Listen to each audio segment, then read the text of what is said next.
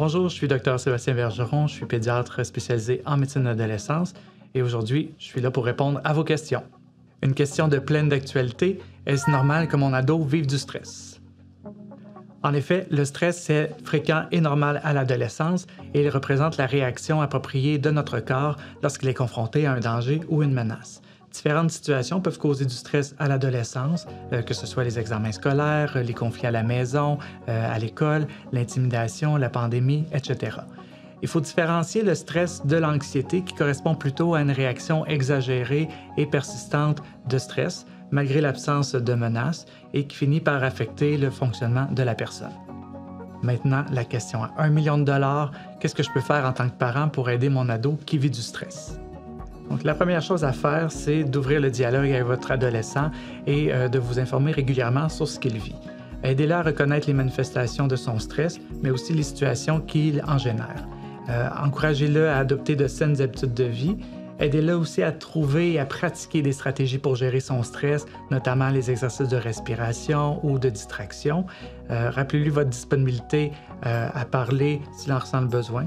Et si nécessaire, vous pouvez toujours vous référer à certaines ressources ou à un professionnel de la santé. Est-ce que c'est normal que mon adolescent saute des repas? Ça dépend. Il est fréquent que les adolescents sautent le déjeuner, le plus souvent par manque d'appétit ou de temps le matin.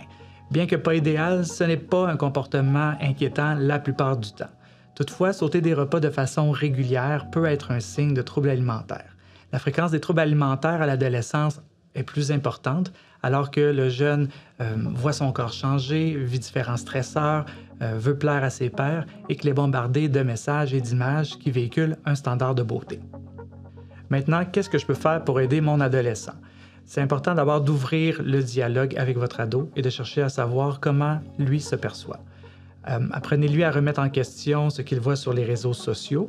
À la maison, évitez de commenter le poids de votre ado ou le vôtre, même si c'est bien intentionné.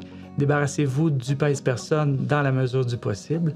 Mangez en famille et basez l'alimentation sur la variété, la modération et le plaisir.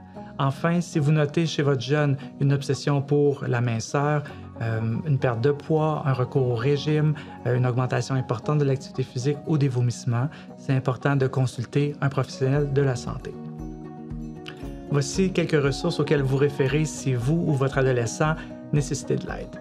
Il y a d'abord l'outil Time Out, truc pour l'adolescent stressé, la ligne parent, Tel Jeune, Interligne et ANEB pour les troubles alimentaires.